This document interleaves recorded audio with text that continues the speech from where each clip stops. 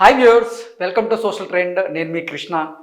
ప్రస్తుతం రాజకీయ పరిస్థితుల మీద, రాజకీయ నాయకులు చేసినటువంటి వ్యాఖ్యల మీద, వాళ్ళ నామినేషన్ల మీద, వాళ్ళ ప్రసంగాల మీద రకరకాల మీమ్స్ ఇప్పుడు రెండు తెలుగు రాష్ట్రాల్లో చక్కర్లు కొడుతున్నటువంటి నేపథ్యంలో కొన్ని మీమ్స్ని మనం చూసేటువంటి ప్రయత్నం అయితే చేద్దాం.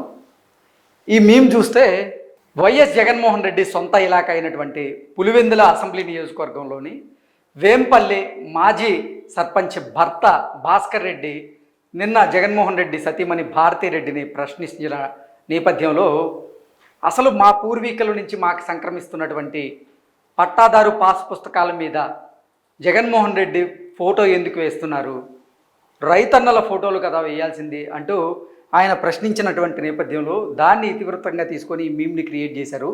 ల్యాండ్ టైటిలింగ్ యాక్ట్ అనేది ఎంత భయంకరమైనదో చూడండి. ఏకంగా ప్రజలు ముఖ్యమంత్రి గారి భార్యనే నిలదీస్తున్నారు. మా పట్టాదారు పాస్ పుస్తకాలపై సీఎం జగన్ ఫోటోలు ఎందుకు అంటూ భాస్కర్ రెడ్డి భారతని ప్రశ్నించింది ఒక మీమ్గా చేసి దీన్ని ఇప్పుడు సోషల్ మీడియాలో షేర్ చేస్తూ ఉన్నారు. మా భూమి పట్టాపై మీ భర్త ఫోటో ఏంటి అంటూ భాస్కర్ రెడ్డి భారతిరెడ్డిని నిలదీసింది ఈ మీమ్. రేపు అధికారంలోకి వచ్చాక మొదటి సంతకం మెగా డిఎస్సి ఫైల్ మీదే పెడతా అంటూ చంద్రబాబు గారు ఎన్నికల హామీల్లో భాగంగా ఇచ్చినటువంటి ఒక హామీని ఇతివృత్తంగా తీసుకొని ఈ మీమ్ని క్రియేట్ చేశారు.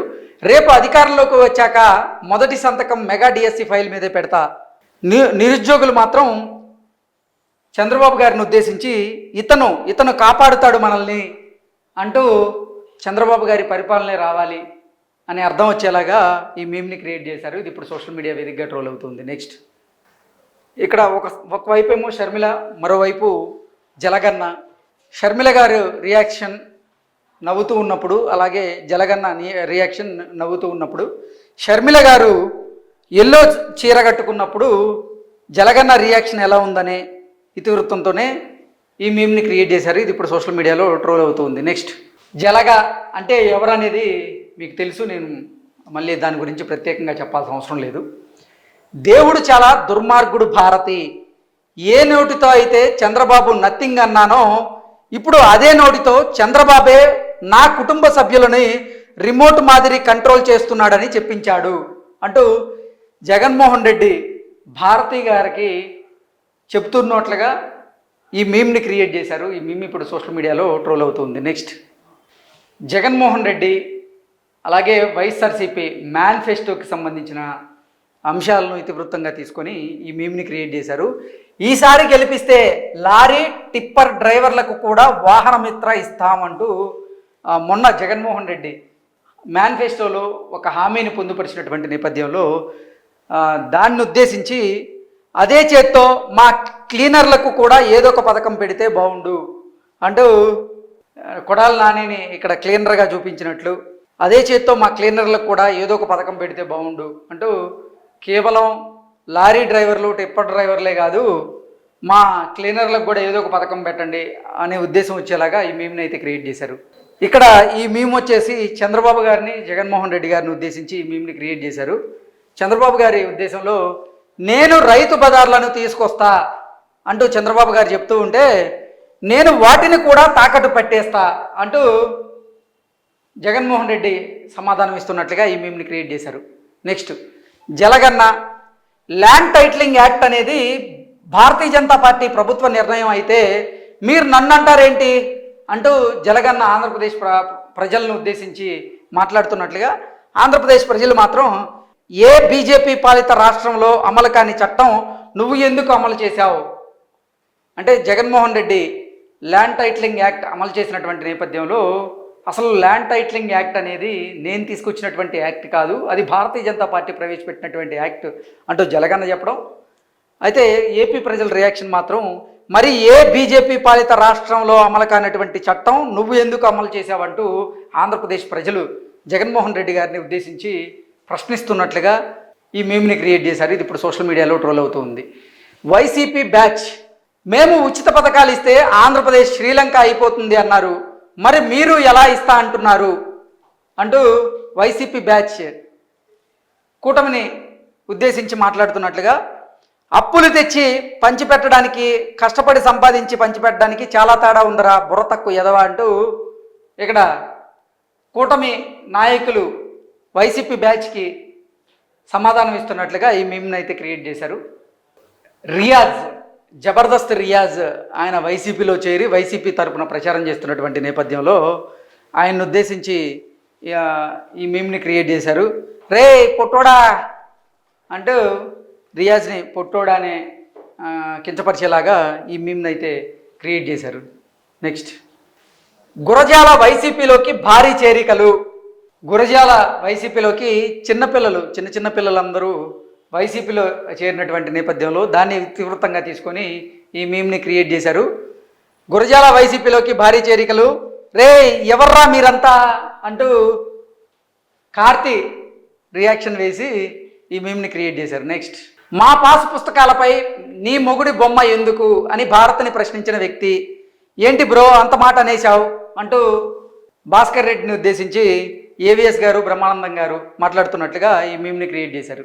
వాలంటీర్లకు 10,000 జీతం, పెన్షన్ 4,000, దివ్యాంగులకు 6,000, మహిళలకు నెలకు 1,500, ఆర్టీసీ బస్సుల్లో మహిళలకు ఫ్రీ, నిరుద్యోగులకు నెలకు 3,000, యువతకి 20 లక్షల ఉద్యోగాలు, తల్లికి వందనం, ఒక్కో బిడ్డకి 15,000, 3 ఫ్రీ గ్యాస్ సిలిండర్లు, రైతులకు ఏటా 20,000, మెగా డిఎస్సిపై తొలి సంతకం, కూటమి మేనిఫెస్టో అదర్స్ కదు అంటూ నిన్న తెలుగుదేశం పార్టీ మేనిఫెస్టోని రిలీజ్ చేసినటువంటి నేపథ్యంలో దాన్ని ఇతివృత్తంగా తీసుకొని ఈ మీమ్ని క్రియేట్ చేశారు.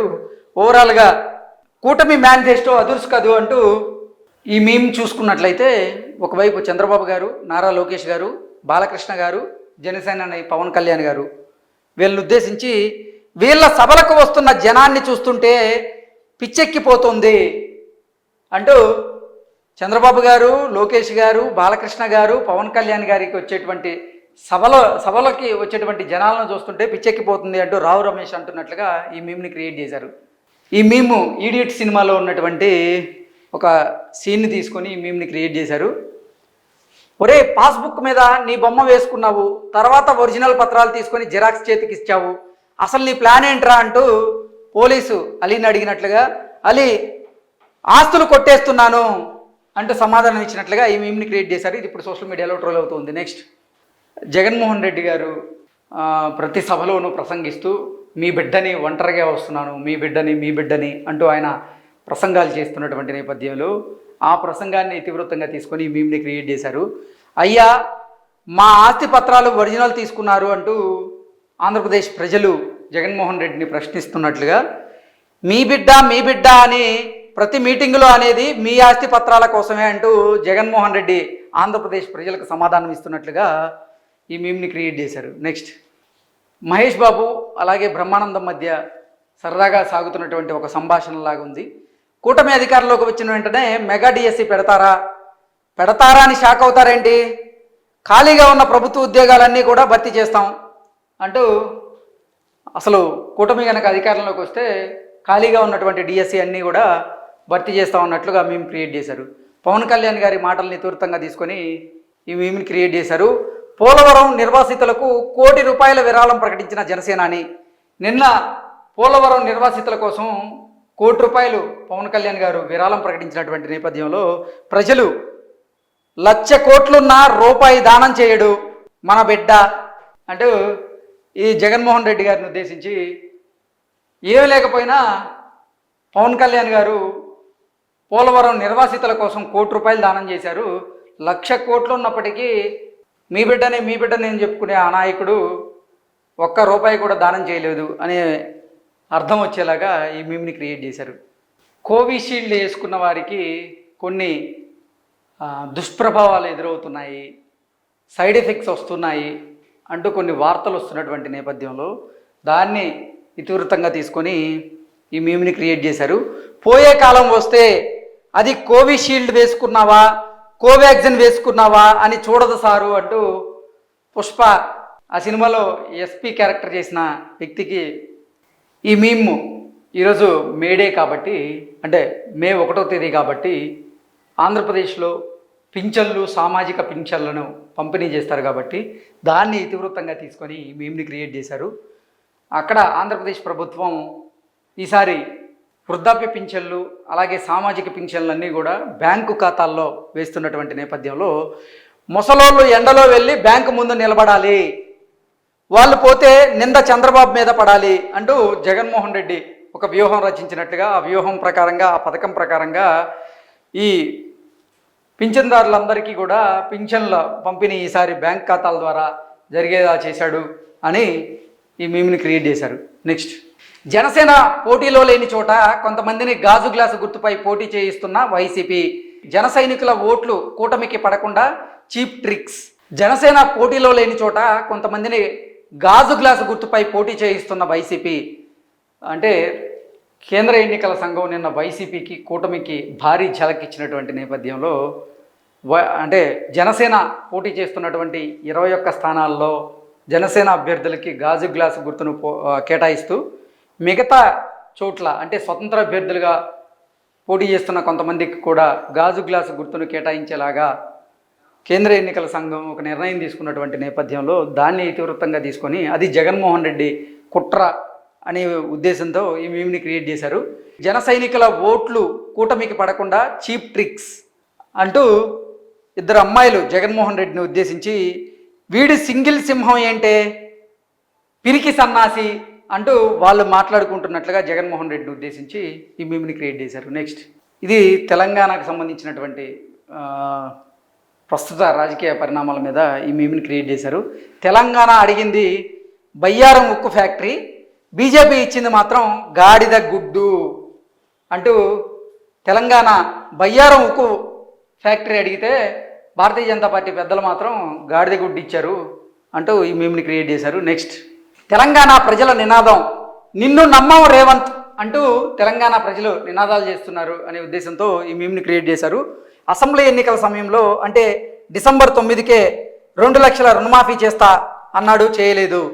పార్లమెంట్ ఎన్నికలు ఆగస్టు 15 లోపు 2 లక్షల రుణమాఫీ చేస్తా అన్నాడు, చేయడు. కాబట్టి రేవంత్ రెడ్డిని ఎవరు నమ్మరు అనే ఉద్దేశంతో ఈ మీమ్ని క్రియేట్ చేశారు. ఇవి ఇప్పుడు సోషల్ మీడియా వేదికగా ఎక్కువగా ట్రోల్ అవుతున్నటువంటి మీమ్స్. ఇటువంటి మరెన్నో మీమ్స్తో మీ ముందుకు వస్తాను. అంటే దెన్ బాయ్.